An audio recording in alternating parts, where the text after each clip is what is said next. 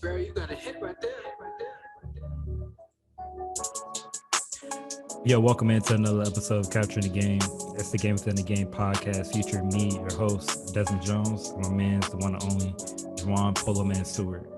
Today we got another special guest, but before we get into it, I want to remind the audience and listeners that Capturing the Game is presented by Captain Squares Agency, where the CEO and founder is Shonta Smith Jones.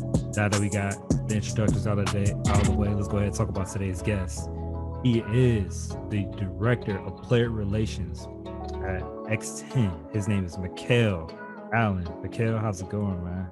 I'm doing good, brother. Appreciate y'all having me.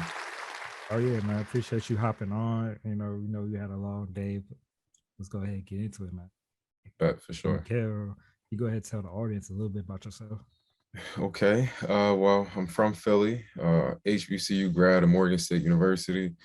Played football there as well. Bachelor's degree in business administration, master's in sports management. But I work in the sports and entertainment industry, and I tell people this all the time. My career in sports started when I was 8 years old. Played football and wrestled since I was 8 years old. I was a Division I AA high school recruit. Signed a partial football scholarship at Robert Morris University. Those of you don't know, that's a D1 AA school in Pittsburgh.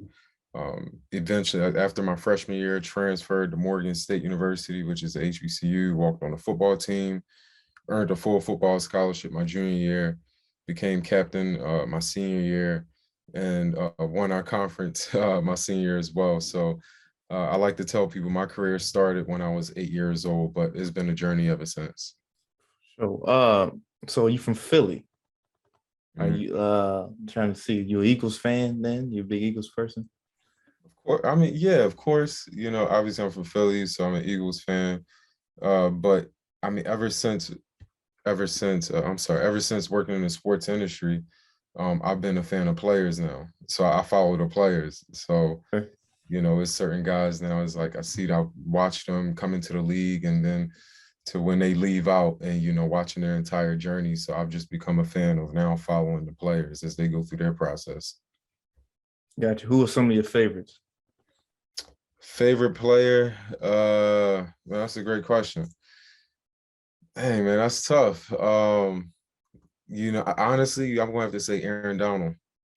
Dude is a Really? beast. And you know what's crazy is I Big beast. followed him since I was in college, right? And I would try to mimic the stuff that he would do. Now I didn't do such a good job. I didn't do as good of a job as he did. But yeah, man, he's probably definitely one of my favorite players. Gotcha. So what position did you play at Morgan State? So at Morgan, I played the entire defensive line. I played nose, I played Okay. 3 tech, I played edge. I did a little bit of all of it. So I was a Swiss Army knife. I just had great technique. Gotcha. I just had great technique. So that's kind of how it worked out for me. So talk to us a little bit. So what is the X10 for those that don't know, Mhm. anything about it? Talk to us about that.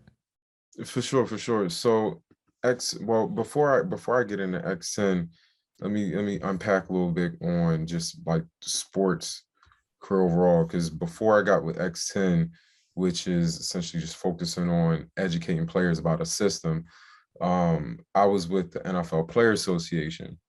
And while I was at the NFL Player Association, uh, primarily there, I just connected brands of players and players with brands.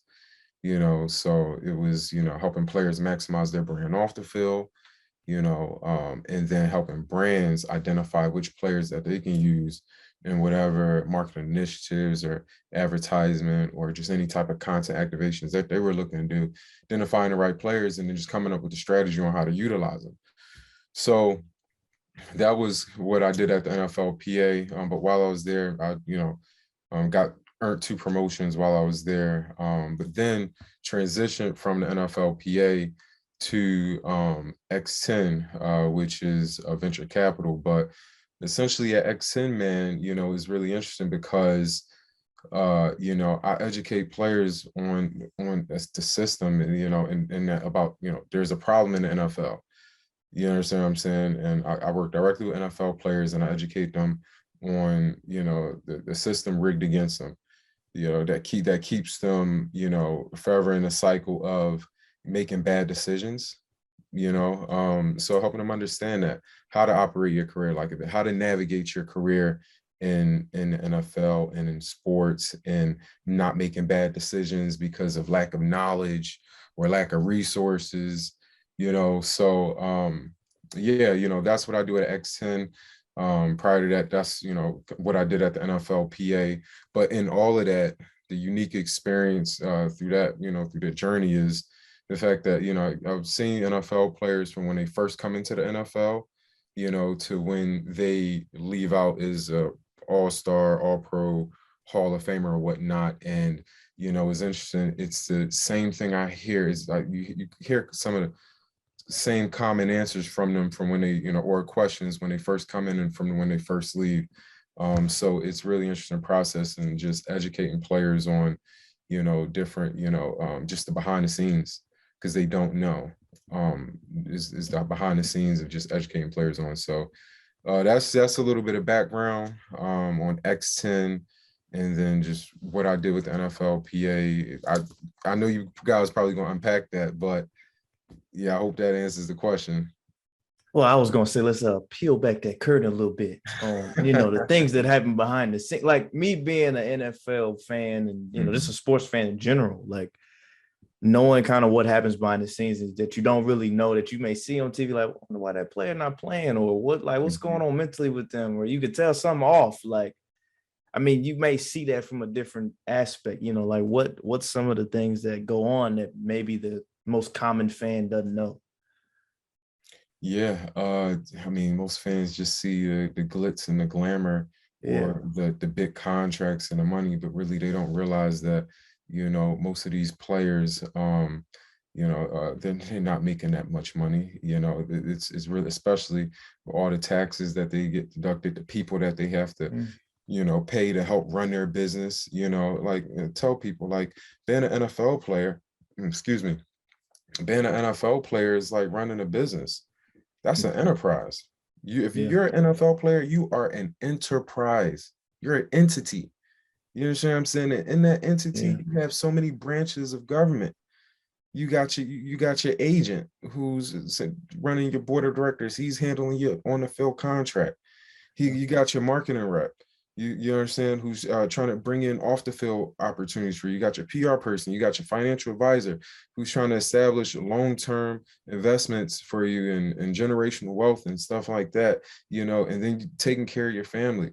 So there's so many different branches and systems that they have to, manage. That's a lot to manage, as a business, and let alone being able to fund those things as well, especially with community work and stuff. So, and like I tell people, not every player is a Russell Wilson or a Tom Brady. Not every player is making that type of money.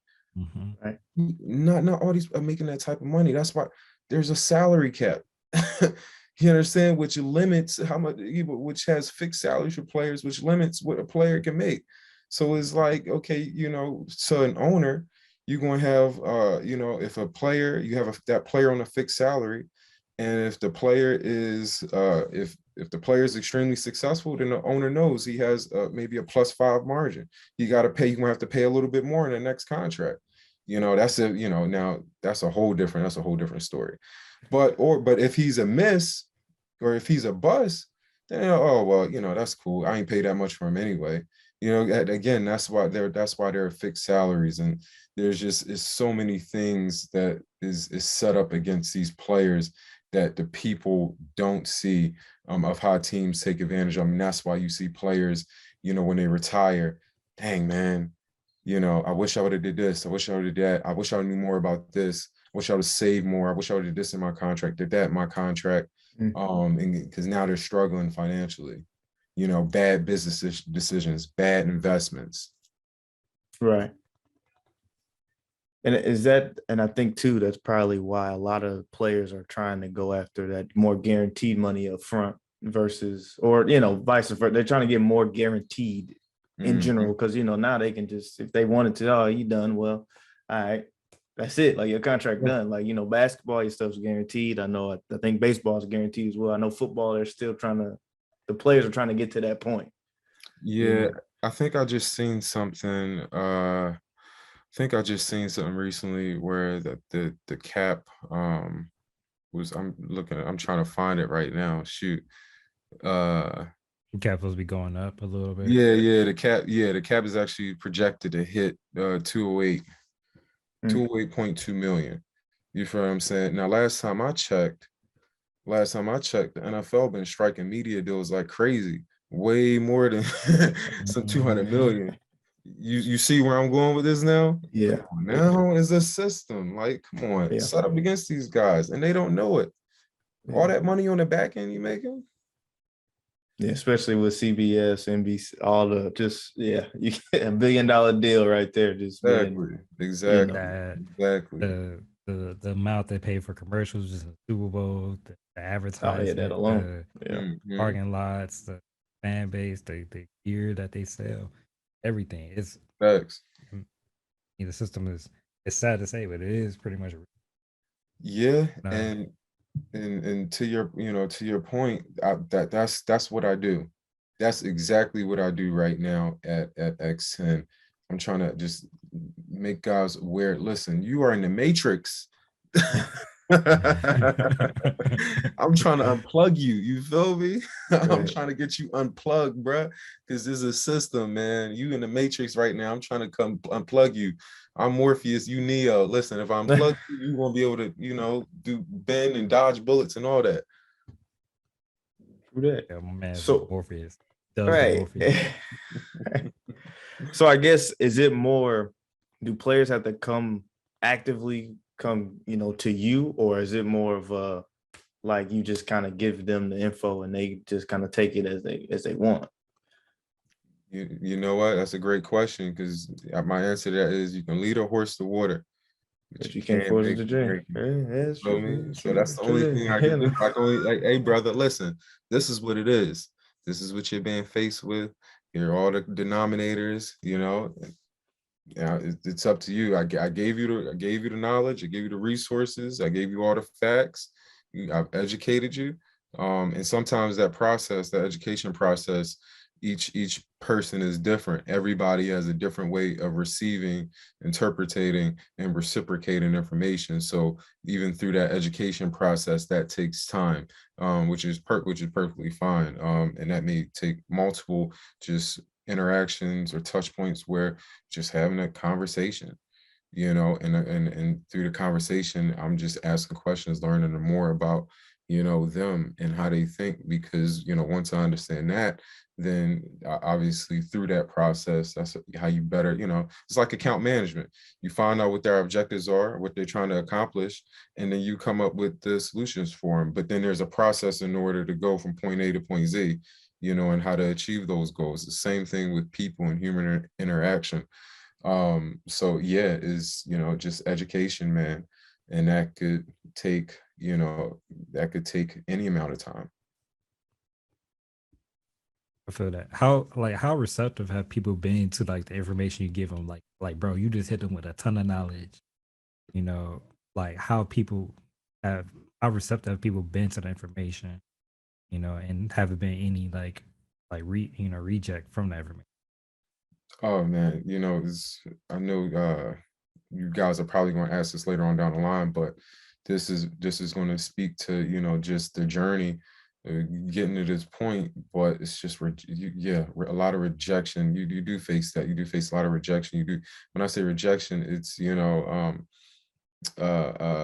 some people don't take onus, and that's what we find is some players, they just put the onus back on their agent, or instead of taking control of their careers themselves. So that really is disheartening to see sometimes, when you're trying to build that relationship, or educate, and it's just something that they don't they're rather their agent deal with, or their financial advisor, instead of taking the reins over their own career. So That's sometimes disheartening. But then I also say too is for agents, like I'm dealing with multiple stakeholders. You got the player himself, you got his agent, his market rep, FA or whatnot. So each of those stakeholders require different type and level of communication. And like I said earlier, everybody has a different way of receiving it and reciprocating information. So I've with some agents it's been well received, with others it hasn't. um but at the same time, again, is just continue to try to spread light to the fact that is a system designed against these players and players being taken advantage of, and then how are we going to help them?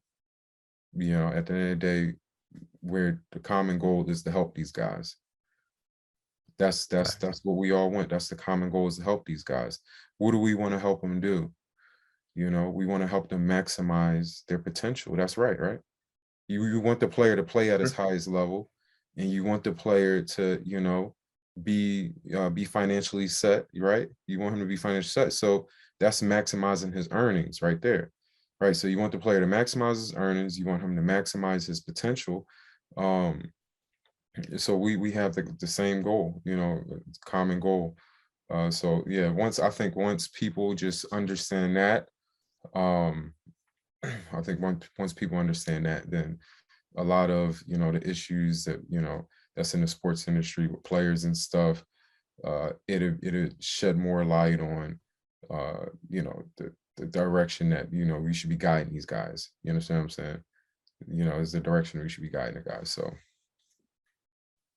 So is it with that? I mean, is there a team of you, or is it just you rocking this boat by yourself, or you got a group of people that's kind of helping you get that message across to these guys? Yeah, it's a team of us. This is a venture capital.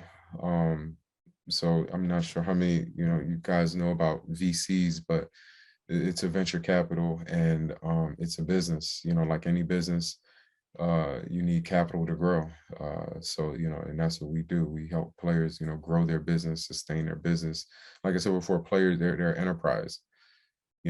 Players are enterprise within themselves. So it's a group of us that helps them do that. I oversee athlete player relations, and for me that's educating, connecting guys, connecting players to players.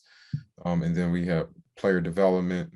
Obviously, like I talked about before, it's from a performance perspective, maximizing the player's performance, his potential. And then we have what we like to call one of our secret weapons is the fact that we have a general manager. We have a general manager who's done it from the team side. You understand? Who's negotiated contracts against players. You understand what I'm saying? That type of knowledge is bar none, invaluable. So that's our team. That's who we are.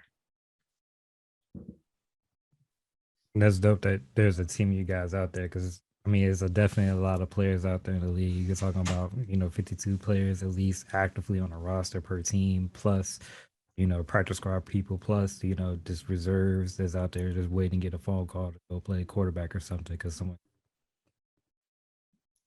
Facts, definitely is.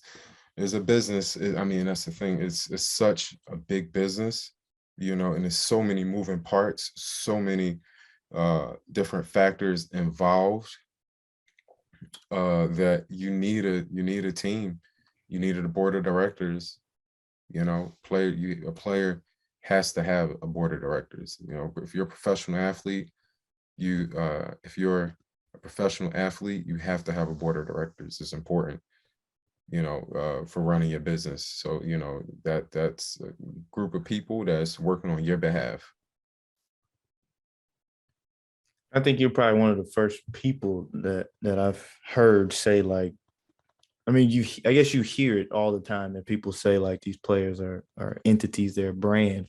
But I guess you're the first person I heard actually use it in that sense of like you gotta have your team of board of directors that's gonna look after you in some regards. Because if not, I mean, you're going to be, like the rest of the cases and stories of what you hear, like the Antoine Walkers of the world and every other, star that's kind of rise and fall because of bad management of investments or money or just people taking advantage of them in general. So, I mean, it's unique to hear that. And I guess that's something that, for the listeners, if you're in that, like, just to know that mindset is there, that, you need to make sure you got a solid team around you and people that are actually giving you knowledge of what you need to be doing with your money instead of just blowing it on a party here and there or whatever the case is, Yeah, no, I absolutely agree with you. But to your, what you just said is no different than life. True. Exactly. No different than life. Is no different than life. It really is the same thing, so, but unfortunately, like I said before, it is a hamster wheel that these professional athletes are in. In some cases, others are worse than, worse off. But yeah, man, I think that you know, at the end of the day, I feel like fans, it's hard for them to understand looking from the outside in. Yeah. It's definitely hard to understand. But what I always say is that, go find out who some NFL alumni are, or just whatever your sport of choice is. Look at who plays professionally. Look at whatever type of connection or tie you may have to them. They may be from your hometown, went to your school, or whatnot. There could be so many different connections, but just look at their journey. And if they play professionally, that's great, because you could go research and look at what their experiences were, through playing professionally, and you can learn a lot from a person just by doing that, and especially with NFL players. Like I said before, not everybody is, not every one of them are multimillionaires. Just put it like that. Not every one of them are multimillionaires. Facts. How did you come across the passion to do this? Like, what was that moment you realized that do for X amount of? That's a great question. Oh man.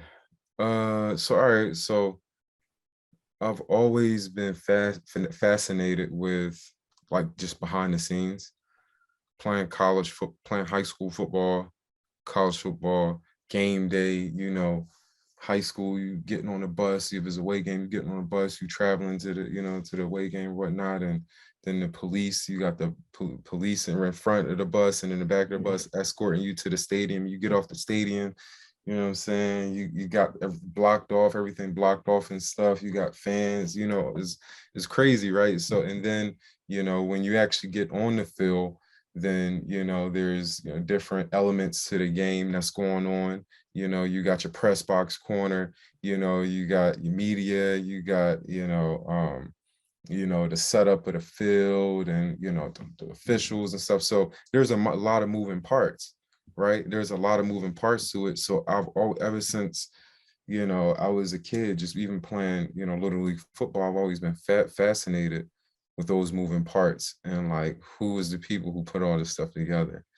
You understand what I'm saying? That's always intrigued me. So, yeah, when I told myself I wasn't going to play in the NFL, I work in the NFL. So, yeah, it was just only right. It was only right for me just to, listen, after college football career, started pursue a career working behind the scenes, and I think that's what really brings, true joy, is being able to, work in something that I've loved since I was a kid, but to add on to that question, I would say I didn't know that I was going to I didn't know I was, like, really going to be behind the scenes in this capacity until it was my sophomore year at Morgan State. And, it was end of the season. The seniors, they all had a pro day, right? Seniors had a pro day. I was a sophomore at the time. The seniors had a pro day, and it was this NFL agent. We had one of my teammates. Had some. He was a big draft prospect. Had a lot of scouts looking at him, and Kareem Barton actually played for the Browns, Eagles. But on pro day, Kareem walks into the gym or whatnot, and he has his agent with him, right? So it's him and his agent walking into the gym, and all of our teammates are down there, watching, ready to root him on to do his pro day and stuff. And he walks in with his agent. Is this smooth white dude, suit on, briefcase, sharp brother, walk in, and he's with Kareem, and just watching that entire debacle, and watching Kareem with his agent right there, and that right there, that's what really triggered me to want to pursue a career in sports. And for the people that's listening to the stories, what made it unique was the fact that somebody was there his agent was there at his pro day with him, supporting him, cheering him on, rooting him on, and being a guiding voice and light through the process, because it's a process that Kareem never experienced before. You understand what I'm saying? So that right there, it was my sophomore year. That's what really triggered it for me to, if I wasn't going to play in the NFL, which I was perfectly fine with, I wanted to work behind the scenes. Now, it wasn't necessarily to be an agent, but it was to help players. That's all I wanted to do, just help guys. I didn't know it was going to be in this capacity I'm doing right now, but yeah, I would say that's what, why I wanted to kind of pursue this lane. Yeah, It's that's cool. that's hella dope. Mhm. High key with that. Was there like a lot of other African Americans, such as you, young males, that was trying to enter to the same field as you are in it? If so, like what difficulties or what challenges that you went through to try to get to the position where you at right now? All right, that's a great question. Uh, yeah, there was definitely. I mean, the sports industry is competitive overall to get into. Like, yeah, a lot of people most people want to work in sports.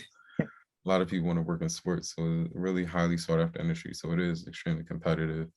Um, uh, Not sure if you guys know this fact, but less than 5% of executives who work in sports, or who work in the front office of teams, are minorities.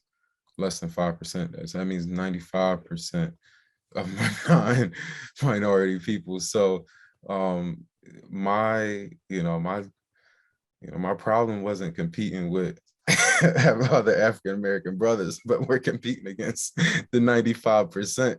Yeah, You Oh feel me? yeah. Oh Um, yeah. for sure. and that 95% was, Ivy League students, Harvard, especially for the league, NFL league office. But like I tell people, I started out in the industry with the NFL Player Association, but most people don't know is that I applied 3 times before I landed an internship with them.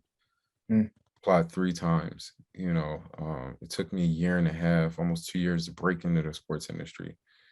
So it's definitely a lot of and that's the thing, is an industry where your network is your net worth. So just having connection, I didn't have any connections to get into the industry, so it took me 2.5 years to get in, and during that 2.5 years, it was the process of building my resume, getting the experience that I need, and then different experiences. You understand what I'm saying? Right. Like, experience is knowledge, and knowledge is wealth. So if uh, finding experiences that you can help grow professionally, grow your career. I think that's like the pivotal part of just being successful, is creating different experiences for yourself, which then creates or fosters new opportunities. You understand? So yeah, for me, that's kind of how, it came into fruition. So I guess with that too, I mean, it seems like you've accumulated some honors on your behalf. I mean, what does, being in the front office, rising 20, was it 25 under 25? Like, what does that Yeah. mean to you? Like, Uh, Man, it's dope. Front office sports. First of all, great company. I know the owner, or the CEO, the founder of the company. Really great guy. I think I was either the first or second class that they honored. But yeah, man, it was a great award. Because it just it's a way of recognizing some of the top sports business professionals under the age of 25 in North America, recognizing them for, just their, obviously the work that they were doing in their respective careers, but then also just from a community standpoint, and then a leadership standpoint, so it was really great, being honored for that award. Uh, yeah, I would say, the network too that it tapped me into was really awesome as well. And it helped with my, career a lot, just helping build a network and stuff. But yeah, man, it's man, that was 4 years ago. That was 2018. Yeah, yeah. So it's definitely been a journey. Wow, that award. Wow, that was 4 years ago. It's crazy. Time flies.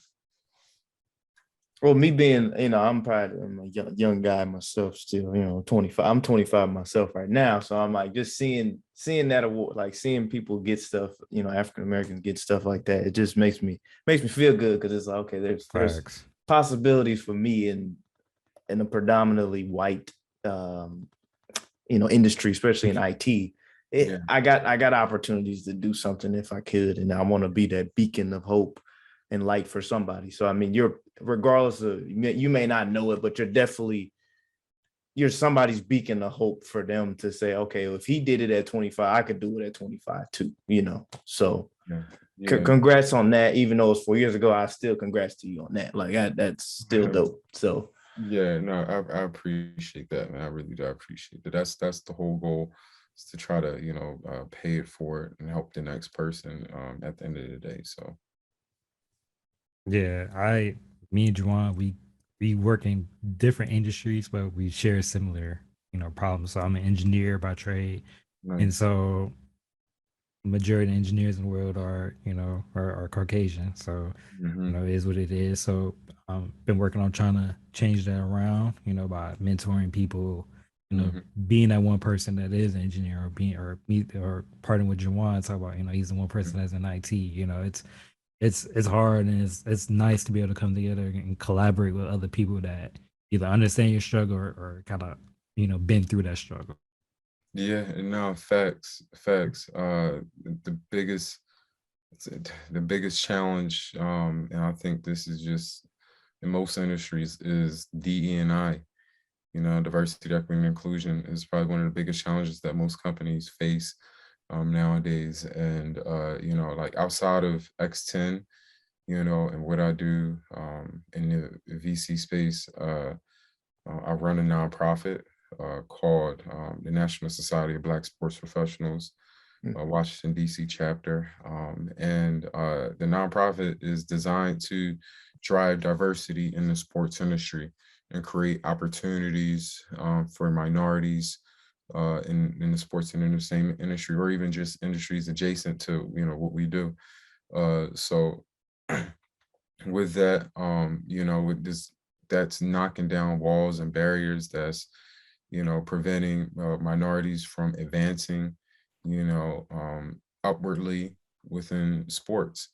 That's one of the challenges, I think, or one of the biggest challenges in the sports industry, and just in most industries. And that's, with the nonprofit, uh, that's, what we're doing to just break down those barriers and knock down those challenges, is driving diversity. And that just comes through, programs that we've built, initiatives that we've structured, and different other nonprofits and organizations, philanthropic companies that we partnered with, working with the colleges, local colleges in the DC, Maryland, Virginia area, HBCUs and non-HBCUs, you know, just educating and spreading awareness about the opportunities in the sports industry. And then just being a pipeline to, you know, companies or, you know, just different brands and teams out there that are offering opportunities, being a pipeline of those opportunities to, you know, people who want to work in sports, you know, so spreading that awareness, letting them know that, hey, these opportunities out here, and, you know, minorities are in them and minorities can help you get there as well. So, yeah, that's what I would say, you know, just about some of the challenges that's in the industry and, you know, kind of what we're doing to break those challenges down, break those barriers down. Big facts. So one thing, I think it's one of the last questions probably get a chance to ask you before we go into rapid fire. But one thing I want to ask you, what was like, I'll get this from another podcast. I want to start doing it. But you know, what's the best day of your career, and what was one of the like worst days of your career? That's a great question. One of the best days of my career. Honestly, I wouldn't say I had a best day. You know, like being in this industry, I've attended the last 3 or 4, or actually 4 Super Bowls. Attended the last 4 Super That's dope. Bowls, attended the last 4 NFLPA Collegiate Bowl games, which is an all-star game for college players. Combine, NFL Combine, Draft, Rookie Premiere, Rookie Symposium, Celebrity Family Feud, you know, worked with ABC and stuff. Yeah. Traveling, you know, all across the country, you know, working with players. So honestly, I wouldn't say I have a best moment. Well, actually, I would. Actually, I would. When the Eagles won the Super Bowl, I was there. The Eagles won the That's dope. Super Bowl. It was my first time. All right. So I'm gonna give you some context. So the reason Okay. why he's acting that way is because he's a Patriots fan. Oh man, I even got the video where the Eagles did the Philly special. I caught it. I got it on camera. I was standing there on the sideline. I was standing there. I had it on. I got it on camera too. It's such a dope video, but that was probably my best. And then the post game party. My boy at the time, again, my boy worked for the Eagles, so he was there as well. So you know, it was just an iconic moment because him and I actually played football. We grew up in high school football together. You That's know, crazy. yeah, high school teammates, graduated together and all that. He ended up working for the Eagles. I'm working for the NFL Player Association. The Eagles go to the Super Bowl. I'm in Minnesota 2 weeks before the Super Bowl actually starts because at the time you know, we have over 30 different partners that want to activate with players in the Super Bowl host city within that 50-mile radius. So 2 weeks, over 500 different activations. And when I say activations, I mean just different type of fan events or, you know, company events, stuff like that. So yeah, man, that was probably by far my most memorable experience working in the sports industry, is being at the Super Bowl, working and, you know, working behind the scenes at the Super Bowl, and then my hometown team actually playing in it and then winning it at that, you know. So my most memorable moment. And then what was the other one? You said I said worst day of your career. the worst day of my career. Worst day of my career. Or it could just be like just a bad day of your career. Like you just went through it like for that whole entire day. I mean, had a, you know, it's okay. So everything I described sounds beautiful, right? You know, being able to go to all these events and stuff, but y'all don't know probably the worst days were every one of those days, because behind the scenes, it's a grind. Yeah. Behind the scenes is a grind. Up 6, 7 a.m. and then, man, you got to think. I'm talking about over 500 player appearances in the course of a week within maybe a 50-mile radius of the whole city. So it was in Minneapolis for Eagle Super Bowl, and managing all the partner, managing the player movement from player. You got over again over 500 players too. We're doing activations for as well. So moving these players from activation to activation all across the city. So you're up 6, 7 a.m. until maybe 7, 8 o'clock at night. And then, well, no, not even longer than that. Cause actually longer than that. I'm sorry. I was, 10, 11 o'clock at night. And I managed transportation too. So like at the Super Bowl event, Jesus. all the Super Bowls, I managed transportation. So that means that the players had to have transportation to get them to the activation. And then from that activation, wherever else they had to go to, they may have had 4 or 5 activations for that day and had to have transportation, getting them all around point A to point B, and then making sure that they're on time. It's just a lot. So it's a lot of moving parts. So going through that entire week of chaos, and then but it is all worth it at the end of the week when you're actually able to go to the game. You actually go to the game. But so that's just during the day and into the night. But maybe around like 9, 10 o'clock, we got to leave the office, go get showered, change, and then be ready to go out to like the cocktail events and stuff.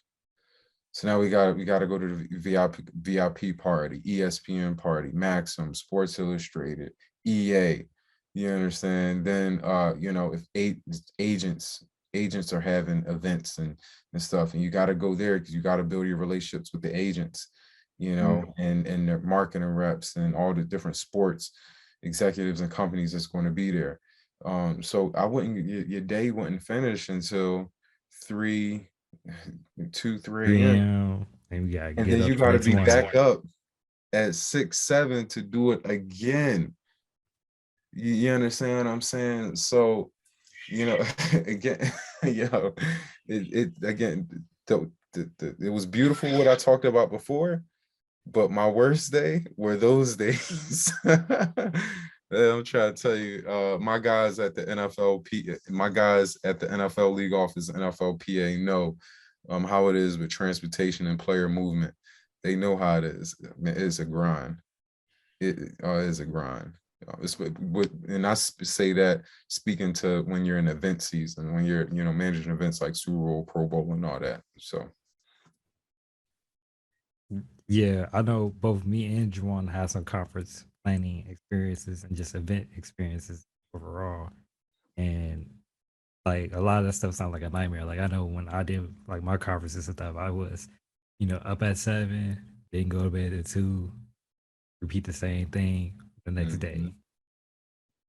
Yeah, y'all know. See, y'all know how it is. Oh yeah, that's why we just don't want to go back to it. I don't want to go back to it. That's the problem. So I tell God, look, God delivered me. You understand what I'm saying? That's why there's certain points you just reach. Okay, it's elevation time. That's what happened. After several years there, it was elevation time. Sure. I feel that. Any last thing that you want to say before we go into our next segment? Cool.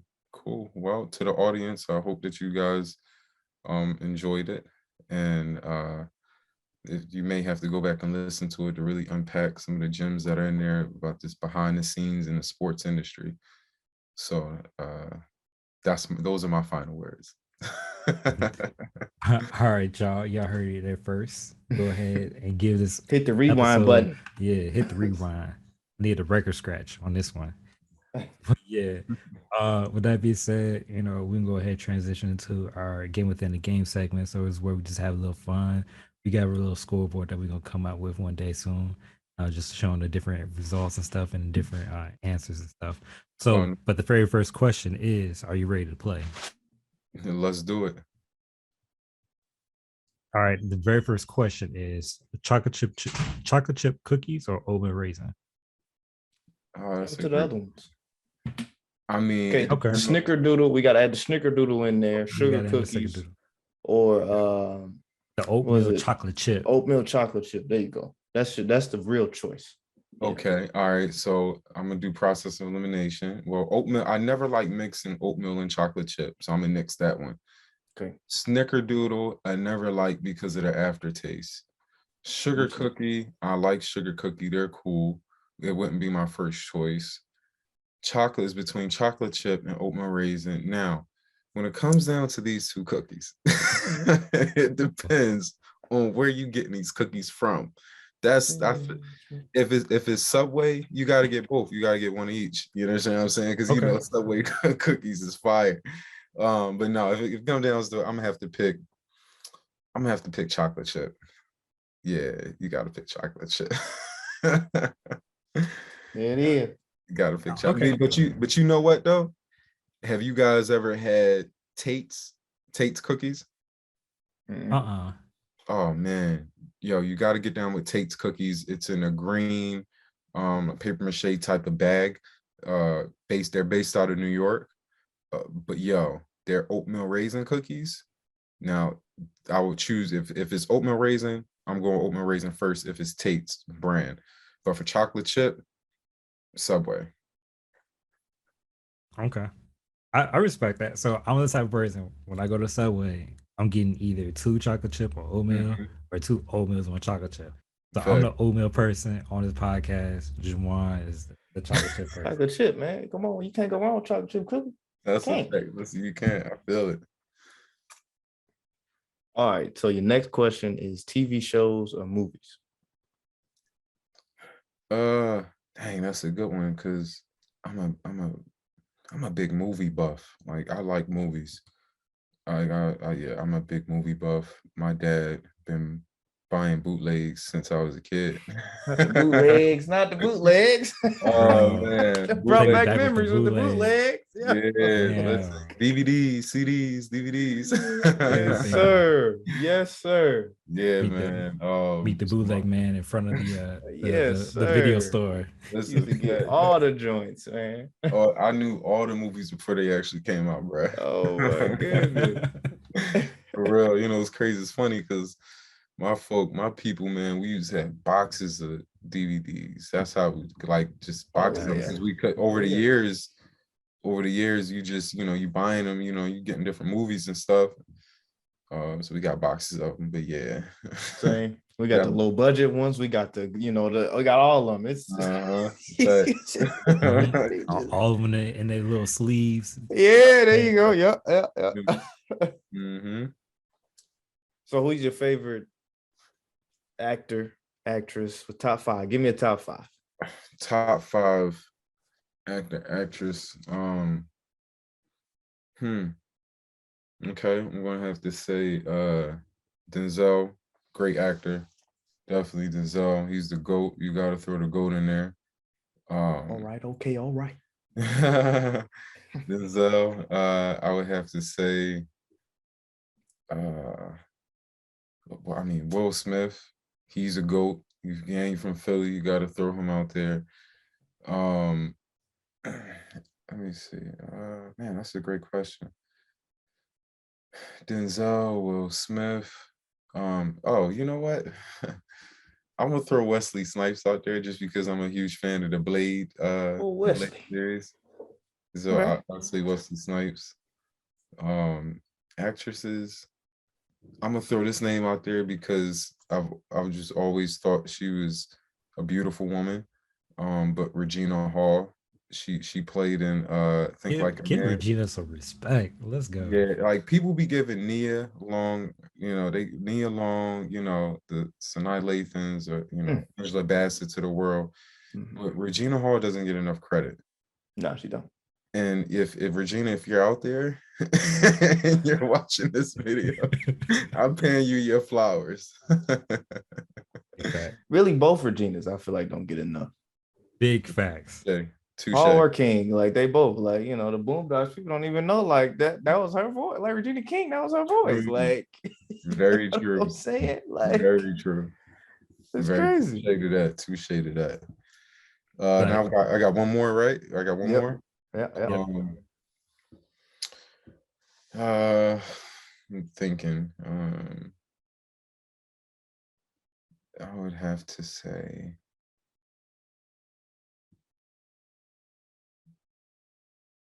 actor or actress. Usually it's like, who are your top 5 rappers, or are you like singer, songwriter, artist, and whatnot. But actor, actress, it's a good one. Actor or actress. I don't know, y'all. I feel like I'm drawing a blank, and there's so many out there. it's all good. We You can got your Samuel Jacksons, you got your Leonardo DiCaprio, you got your Tom Hanks. I mean, you could go Viola Davis on the women's side. You You got know what? Scarlett Johansson, all that. You go. Okay, I appreciate Scarlett Johansson. I really do. But she didn't make this list. Okay, so I was gonna say, I was gonna say, you know what? So my boy is actually a actor, right? Okay. His name is Greg Allen. Shout out to my boy Greg. He's an actor. Shout out to Greg. And he got a movie coming out soon, and he's going to be in it with Adam Sandler. So this is free promo for him. But my boy Greg, super excited for him and his acting career. He got a movie coming out. We also have some comedy specials that he's done. But yeah, I'm gonna support him and say, yeah, I put him in my top 5 actors and actresses. Hey, you gotta support your own, man. Yeah, shout out to Greg. Look, shout out to Greg. Thanks. All right. So next question. Going to football side of it. So you get a chance to start off to build your own defensive line. You can choose one of these players. Oof. You got Chase Young, Joey Bosa, and Myles Garrett. Who you choosing? Myles Garrett. Myles Garrett. He said no hesitation too. Yeah, that's what I would have went with. Hesitation. That's what I would have went with too. Did you see this man go full court press and dunk? Yeah. Ran the full court. Ran the full court. Both hand dribble. Yeah. 2-step jab. Like what? Yeah. Come on, at his size, he's strong, he's fast, and he's athletic, and he's smart. That's what you need as a professional football player at that level, and he does it at the ultimate level. You strong, you fast, you athletic, and you got football knowledge. Come on, bro. He coming off the edge like Bruce Lee, Kung Fu, and he's strong. So now you really, it's hard to try to block him or man him. You can't. It's that he's just different. Look, Don't get me wrong, Joey. All those other guys are nice too, but Myles Garrett, yeah. So okay, let's add another name to it then. What about? I mean, you got Aaron Donald. You know something? Me and my homeboy Biggs had this conversation, right? And me being an Aaron Donald guy, like we just talked about Aaron Donald. I'm like Aaron Donald. That was my answer. I'm like, okay, I'm choosing Aaron Donald because he posed the same question. And he was like, no, bro, I'm going with Myles, right? And I mean, after debating about it, after debating about it, I would say that if it was down to Myles and Aaron, I'm gonna probably have to. I don't want to say this. Damn, man, because both of them are my guys. Like I really cool with both. I like both of them. Cool with both of them. Dang, y'all put me in a tough spot. Ooh, it sounds like you don't want to admit that your boy is right. Okay, so I agree with Big. I eventually agree with Biggs, my boy Biggs, about Myles Garrett, because he made the valid point. You just look at his Myles Garrett's size, his height, his size, and still being that agile like Aaron Donald, Yeah. And being able to move just like him as well, but being way bigger, Yeah. And then just Aaron, what's the name? Myles Garrett, he's a hooper too, like Yeah. mad athletic. Not to say that Aaron Donald isn't, because that brother knows jujitsu, kung fu. He knows all that. He knows Yeah. all Yeah. Um, so yeah, that's my answer. That was tough, He man. said it without saying it. So there we go. Yeah. Damn right. Oh man. Trying to tell you, boy. You know what? It's funny because that was the politician's answer. Yeah. Basically, he said it without saying it. We know what you said. But it's all good. We all put him on the spot with these, so Yeah. All right, so let me ask you this then. So who's a player that you would love to drop in today's game, like right now, as it? Football player, like NFL player? Yeah. Who I would like to drop in today's game? Man, that's a great question. A football player I would like to drop in today's game. It would have to be. Wow, that's a great question. I've never heard that question before. That's a great question. I'm trying to think of someone spectacular in a position that you wouldn't.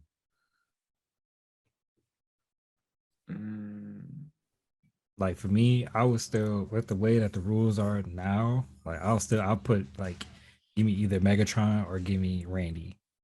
That's Okay. one scene. I need a run back of their career. I need to get a chance to, really gravitate to Randy. Because I was still growing up. But like, give me one of them. I'm good. Okay. I got it. You pick Randy, right? That's who you going with. You got to know who I'm picking to handle Randy. There's only a few people, maybe one person that can handle Randy Moss. You understand? And he's a Hall of Famer. You understand? And he just signed the #1 high school recruit. I already knew where he was going. I already knew where he was going. Yeah, I know he was going too. I know you should have had the background music then. I already knew he was going. If I could queue it up real quick, I'd be like, I already know where you're going. You're going prime time. I already know where you're going. Like, I see where you're going. Right. Prime time. Oh man, I would love to see Coach Deion's. I would love to see him suit up. Back in his prime right now. Oh. Yeah. Giving brothers work. Yeah. It's true. Big facts. Yeah. Big facts. Like, yeah, I wouldn't mind experiencing that for the one time, because I didn't get a chance to really, again, another person I get a chance to really see their career. Yeah.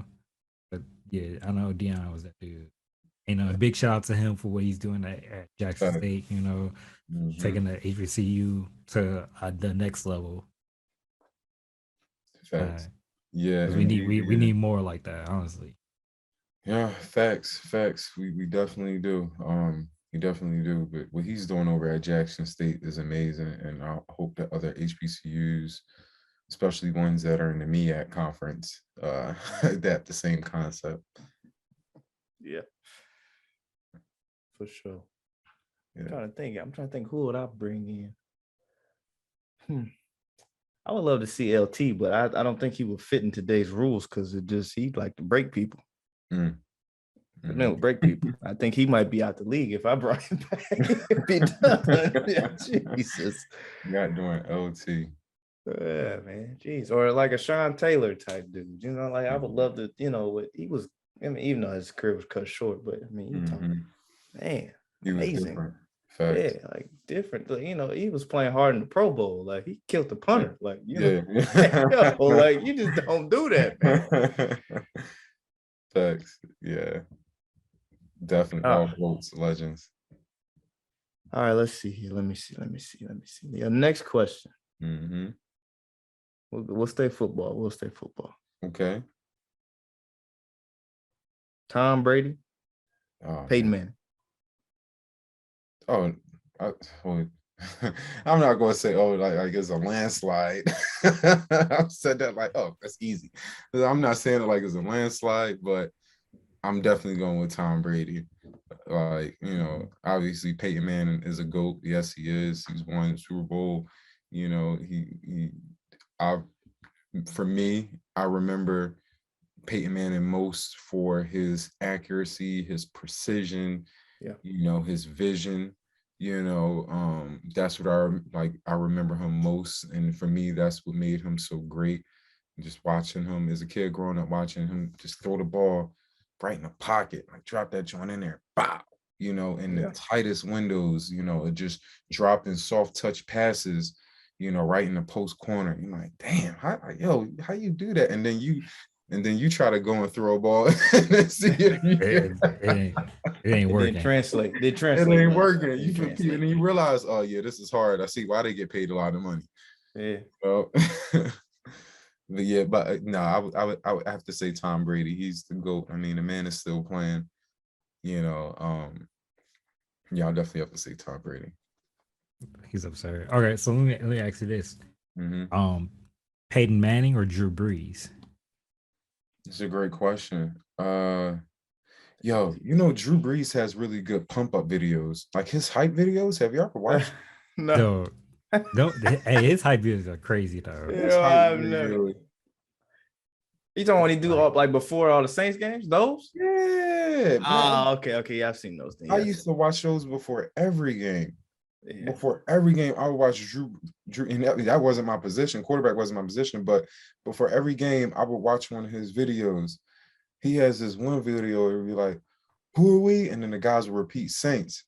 And so he'd be like, "Who are we? Saints. Who are we? Saints. Are you ready? Oh, are you ready? Oh."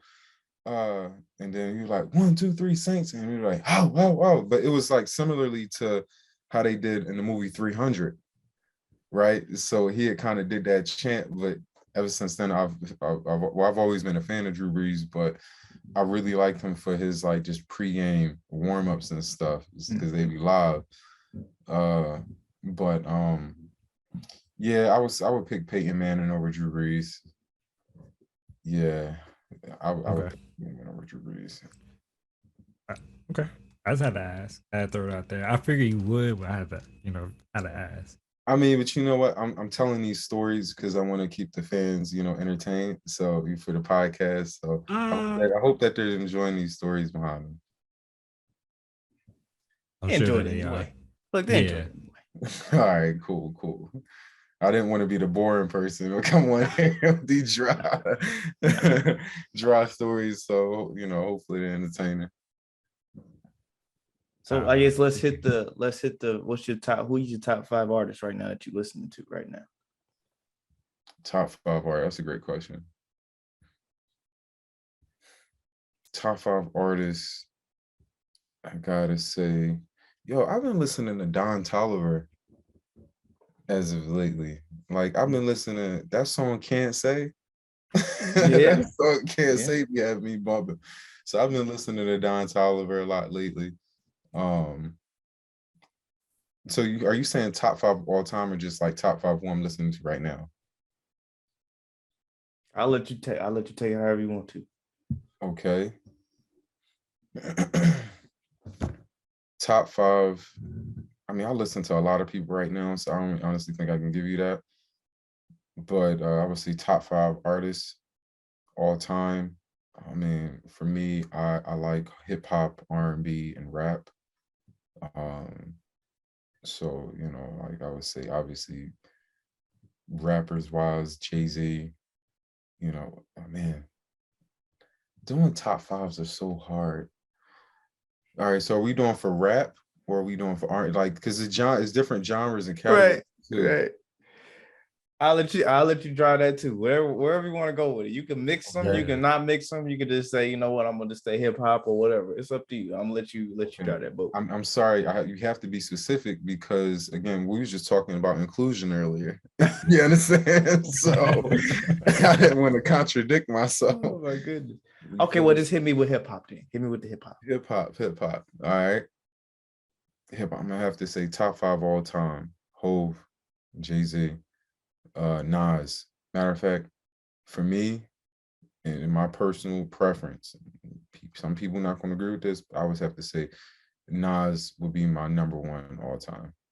I would have to say Nas, Jay-Z, because here's the thing, I listen to more Nas music than I do Jay-Z music now as an adult.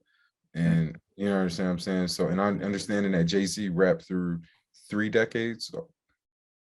Right? 3 decades? I feel like it's or is it 4? Now. It's either 3 or 4, right? Yeah, I was gonna say 4. 2010s. Yeah, it'd be 4. 4. Jay-Z rapped through 4 decades. Nas did too, though. You understand what I'm saying? But in some people's eyes, Jay-Z may be better, but I would just prefer Nas. So Nas, Jay-Z, artists, Nas, Jay-Z, Michael Jackson. No, we said hip hop. I'm sorry. We said hip hop. I started veering off. Nas, Jay-Z, Jeezy. Definitely put Jeezy in my top 5.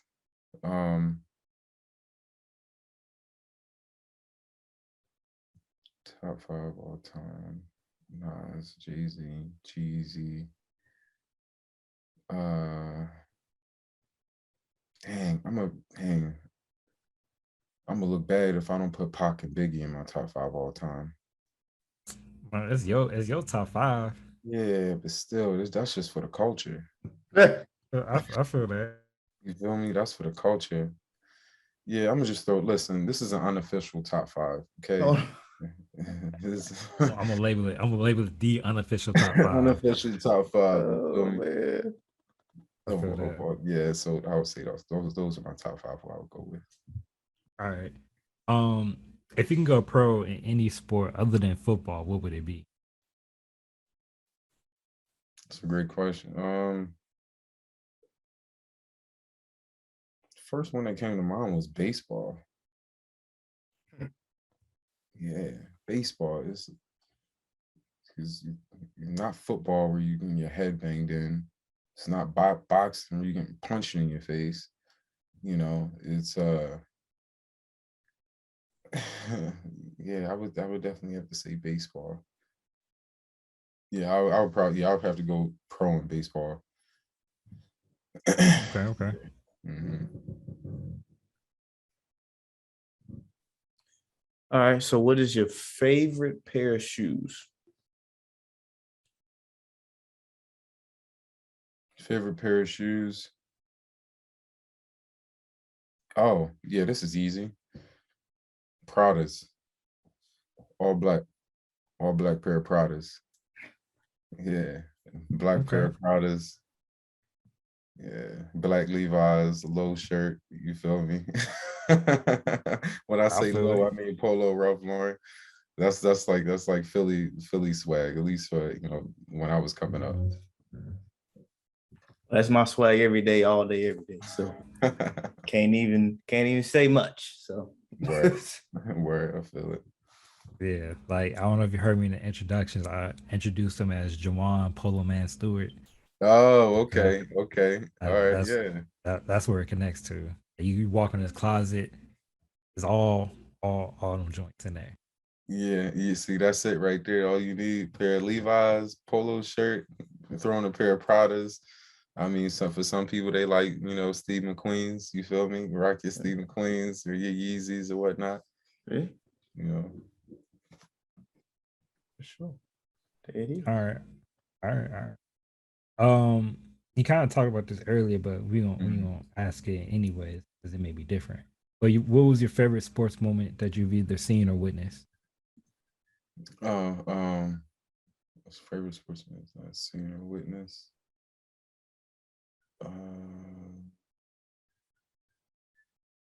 Yeah, I mean, Super Bowls. I mean, I would say, yeah, I think what I mentioned earlier is the Super Bowl, probably greatest sports moment that I've seen or witnessed. Super Bowl for sure. Yeah.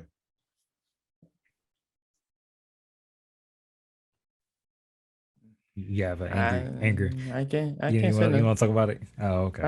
I mean, it happened. It happened. I mean, It did. it happened. You know, it happened. It just, I still see that play every so often. I'm like, that's a great play call. I can't be upset at it. Like, it was, if you're gonna beat the Patriots, that's how you beat them. Like, that made sense. Like, I wasn't sad. It hurt me a little bit, but it made sense. It was a good play. To your point, if you're going to beat the Patriots, then you got to beat them something spectacular, and they did exactly that, because ever since they ran that play, it's been coined as the Philly special. You know? Yeah. So now other teams are doing it in the NFL. So I would say that's, a staple to, one of the greatest organizations in the National Football League, the Philadelphia Eagles. Oh, there.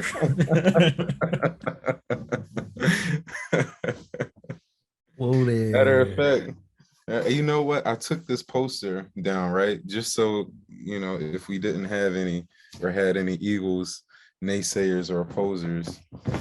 But I want you all to see this. You see this right here? You see that? Matter of fact. Hey, look, Jamal. You know who that is? That's Shady McCoy right there.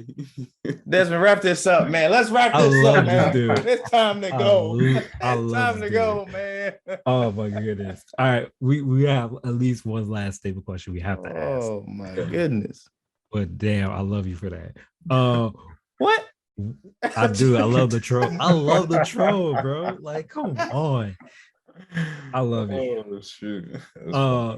All right. So if you get the chance to take over any organization, who would you choose? Now, this organization could be anything. It doesn't even have to be sports related. It could be, Flag Star Bank or Chase Bank, because you just want all their money. It could be a nonprofit. You get a chance to take over any organization. Who would you choose?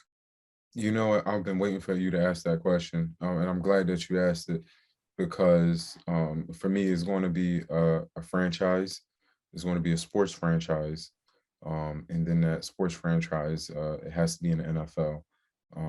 And I would say if there was an NFL franchise that I wanted to take over, when I say take over, I mean own the team, which is one of my biggest aspirations, goals, dreams, is to own an NFL franchise. It would have to be the Eagles.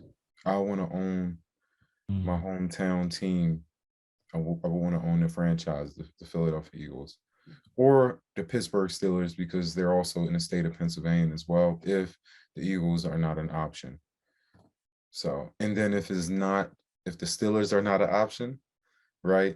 If the Eagles and Steelers are both in Pennsylvania, or if they're not options, then it would have to be the Baltimore Ravens.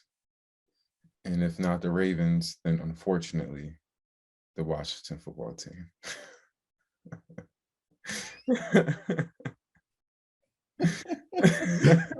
Oh man.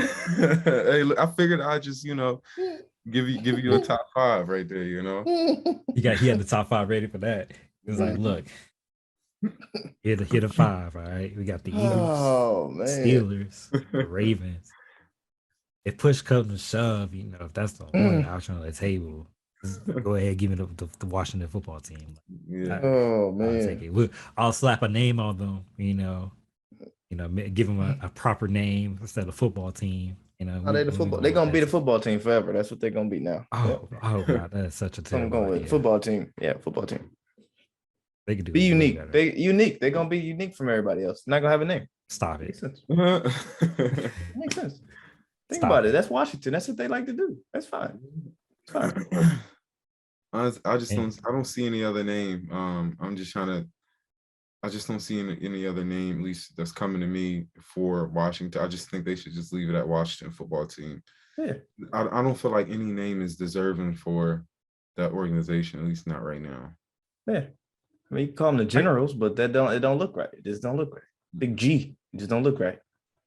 Too close to Green Bay. Look, so as Kelsey once said on this podcast a while back, Kelsey Nelson, it needs to be something that's related to that DC for sure. Yeah. What's that? I mean, you got the Nationals, you got the Capitals, you got What else you gonna have? Mystics. The Mystics is a women's basketball team in DC. Right. So those are all patriotic names, or symbols at least. It could be something just related to the culture. As the Washington Freedom Fighters. I mean, what? I mean, what you want to call them? Look, I ain't the one that is in the position to give them. I understand that, but I'm saying, like, what you gonna call the Generals? That's the only patriotic I can think of. That makes sense. DC is notorious for their mambo sauce. So right, Washington. Look, I got some beef with that mambo sauce, okay? Because it ain't my opinion. It ain't all that. That's just my opinion. But granted, so look. So I'm gonna tell you this story real quick before we get out of here. So when I got this mambo sauce, granted, it was probably like 2 o'clock in the morning when I got it. So we traveled from, I forget where we was at. I really forget where we was at. But we traveled like across state to go get this. And just like, So I'm from Chicago. So we believe in mild sauce. Yeah.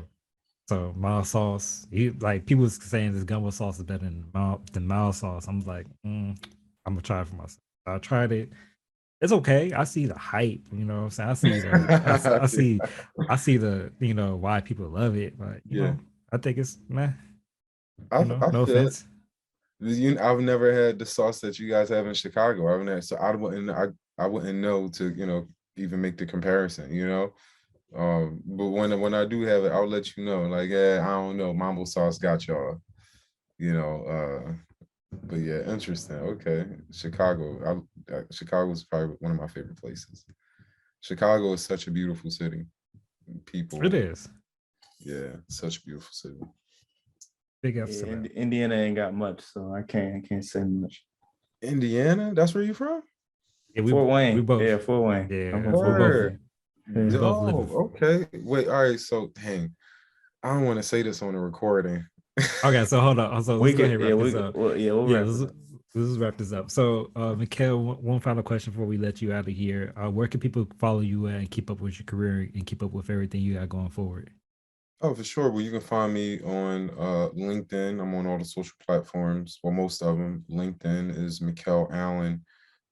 M as in Mary, I-C-A-L-E, Micale, last name Allen, A-L-L-E-N on LinkedIn. You also find me on Instagram. It's my name, Micale, M-I-C-A-L-E _J-A, Micale _J-A on Instagram. And then, you know what? Actually, that's it. LinkedIn and Instagram is what you can find me on. So yeah, if you want to reach out to me, you could find me on either of those two places. Bet. So ladies and gentlemen, go ahead and give that man a follow. As always, you can continue to follow us and support everything that we got going on by going to Twitter and typing in CTG_podcast. On Instagram, it's the same thing, CTG_podcast. We also can be found on Facebook and YouTube at Capturing the Game Podcast. So yeah, that's all of our socials. We also are actually on TikTok as well, and that's Capturing the Game Podcast. So for all of our listeners, subscribers, we appreciate support and the love that you show and just the feedback. Micale, it's been dope having you on, man. I feel like it's always nice to talk to one of the brothers out here, especially doing the things that you do, man. So keep up the work, man. I know it's hard. I know that grind is hard, but man, you're doing such an amazing job, especially young African American males that are entering the football league. Facts. No, I appreciate it. I definitely appreciate you guys having me on. Enjoyed the conversation. I really did.